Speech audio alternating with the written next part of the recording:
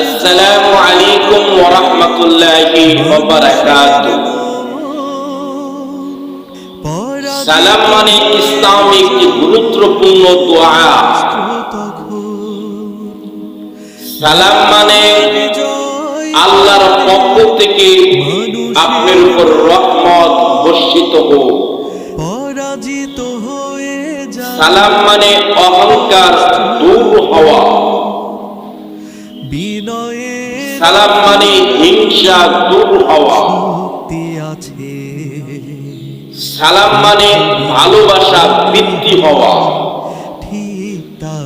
সালাম মানে আল্লাহর আদেশ। সালাম মানে জান্নাতে প্রবেশ হওয়া। রাসূল সাল্লাল্লাহু আলাইহি ওয়াসাল্লাম বলেন, মানুষ মানুষের কাছে ৬টি হক রাখে।